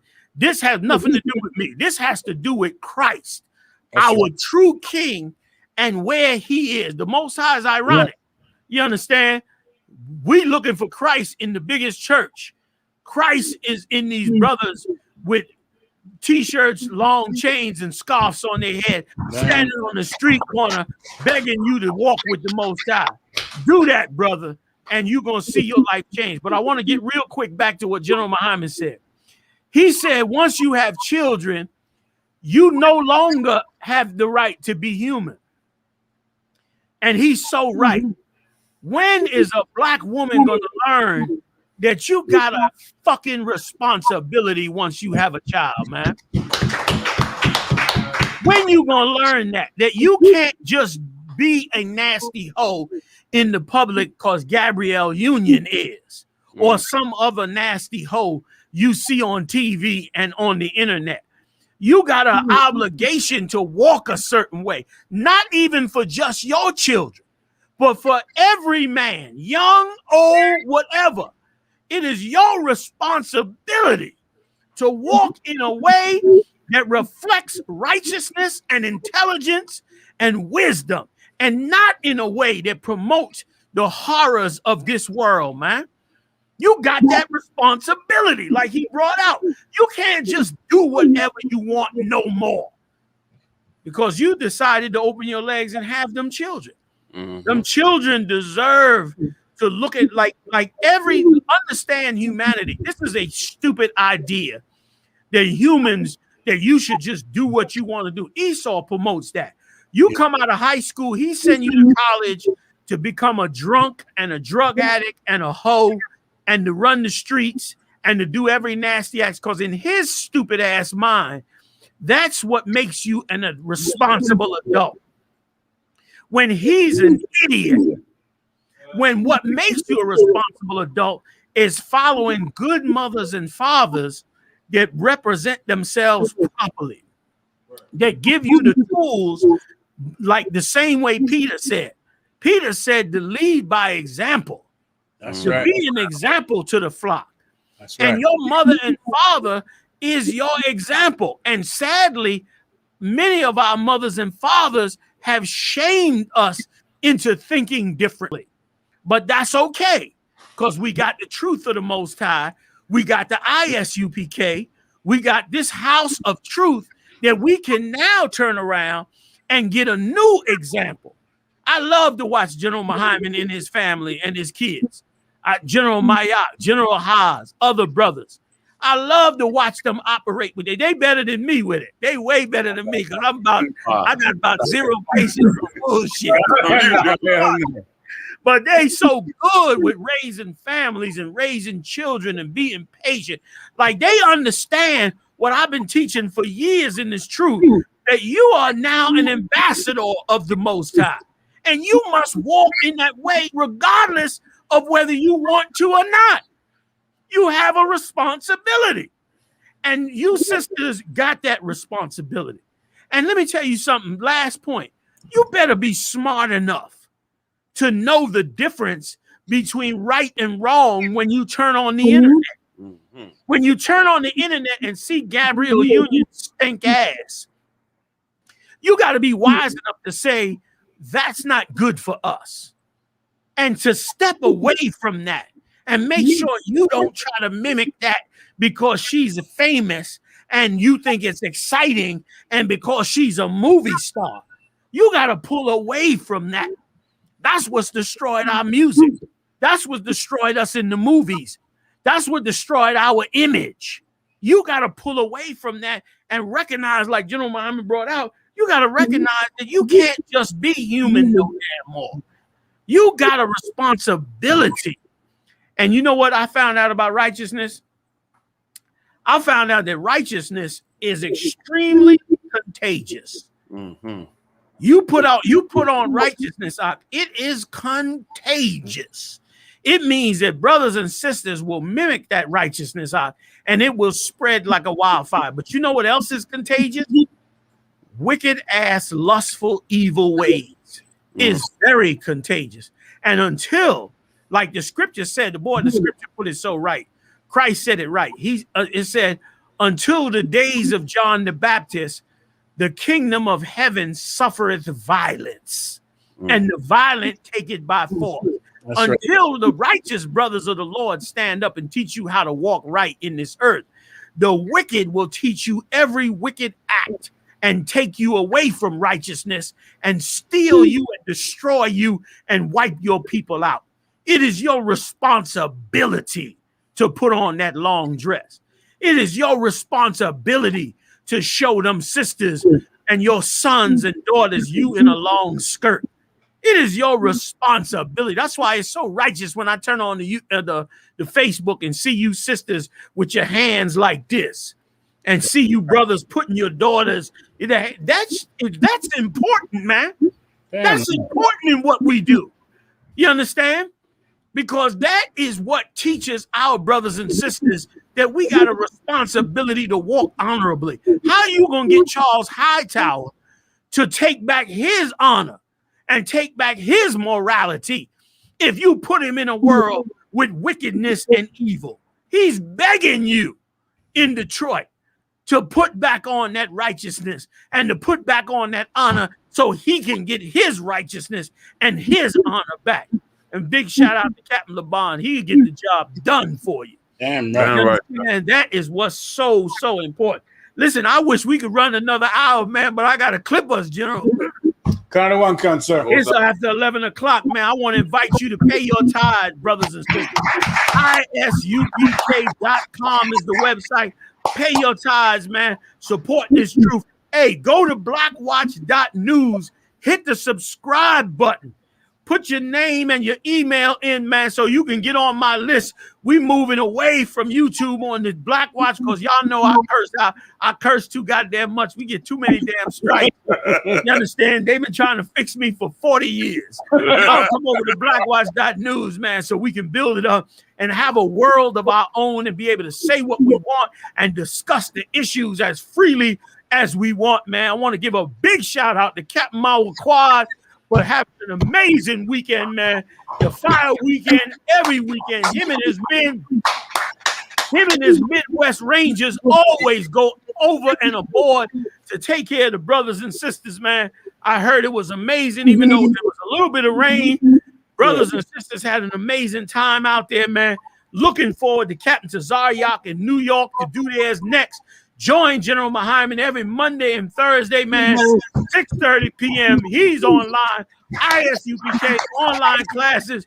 General Haas, 10 a.m. every Monday. Throwing it down. Let a Hebrew speak.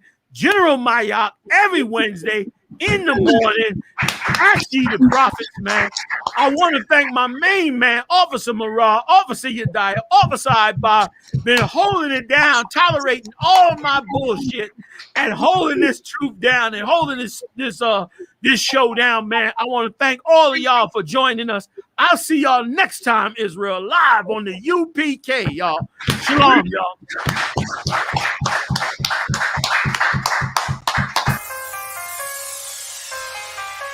Yeah. 144 yeah. Everybody ain't built for this, man. I'm telling you. Man, the Israelite School of UPK and Commander Gen.YAHANNA presents Hebrew Academy, man, at the 52nd annual Passover, man. We are an elite group amongst an elite group, man. We the set apart of the set apart. This ain't for everybody, man.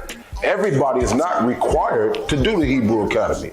But if you desire to bleed and sweat, man, for these covers, man, if you desire to anguish and pain and all the suffering that it takes to attain this greatness, man, then present yourself worthy at the 52nd annual Passover, man, hosted by Commander Gen.YAHANNA at the BH Ranch on April 24th at 14149 Player Street in Houston, Texas, man. Shalom.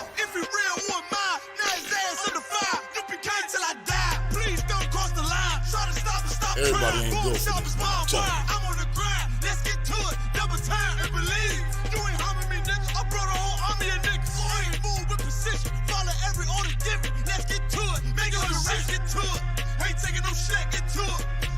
Took a loss, trying to bounce back, bunch of blood. Let me show you how to do it. Undisputed, I can prove it.